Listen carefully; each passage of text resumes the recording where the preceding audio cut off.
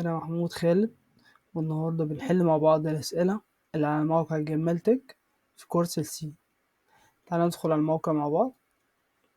اكتب جمال تك، ادخل على كورسز سي بروجرامينج lesson 2 variable. حل سؤال رقم 3.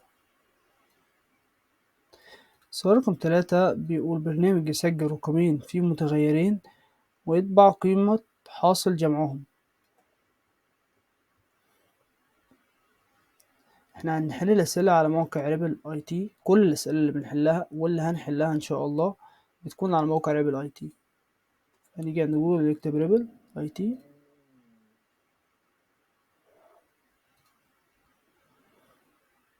احنا هنا عملنا ريبل المرة اللي فاتت في السؤال الأول، فهنحل على كل الأسئلة اللي جاية بدل ما كل مرة بنعمل كريت ريبل، فده ممكن ياخد وقت أكتر، فاحنا هنستخدم الريبل اللي عملناه في الأول.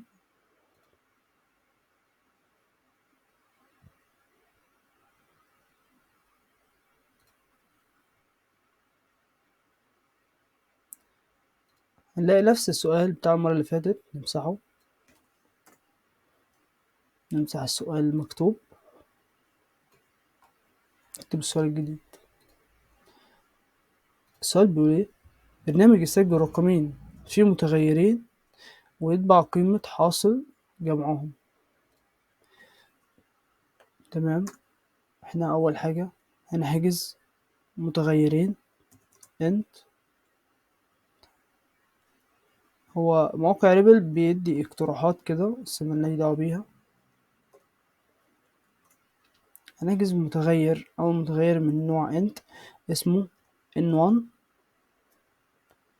ال n1 بيساوي 5. نحجز متغير كمان من نوع int تسميه n2.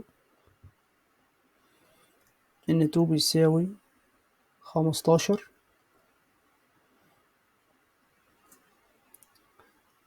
في طريقتين لحل السؤال ده.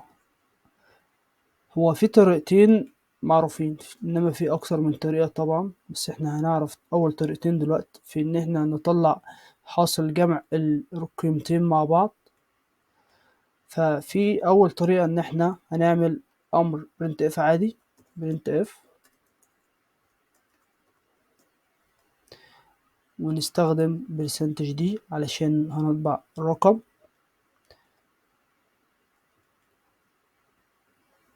كوما. المرة دي احنا هنطبع قيمة واحدة مش القيمتين اللي جوه المتغيرين. احنا حجزنا متغيرين وحطينا جوه كل متغير قيمة مختلفة، ولكن احنا عايزين حاصل جمع القيمتين مع بعض.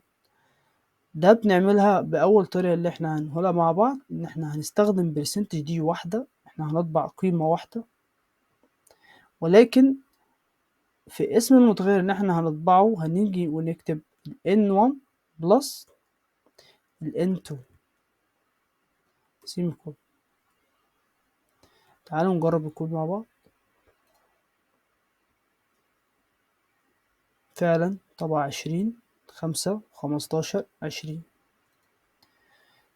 هنا احنا عرفنا دلوقتي ان احنا ممكن نحط قيمة، ولكن القيمة دي احنا ممكن نستخدم اكتر من طريقة في الطباعة بالنسبة لها. هي ان احنا هنا استخدمنا معادلة حسابية جوه برنت اف، فاحنا كده عرفنا ان برنت اف مش فقط للطباعة، ولكن ممكن نستخدم جواها condition شرط، او ممكن نستخدم معادلة حسابية زي ما عملنا دلوقتي عادي.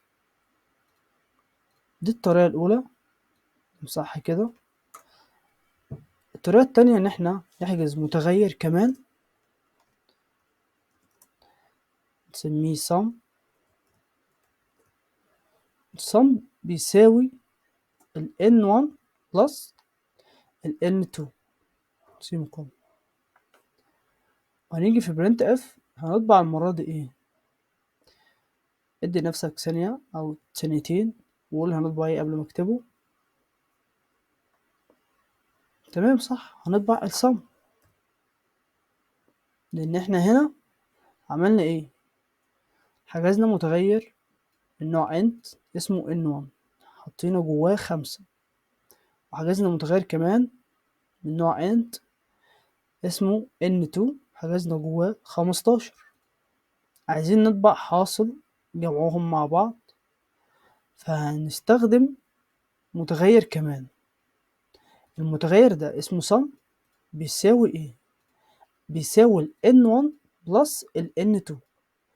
ال n1 وال n2 احنا عرفناهم في الاول وحطينا جواهم قيمة، فدلوقتي بالنسبة لنا ال n1 عبارة عن 5 وال n2 عبارة عن 15.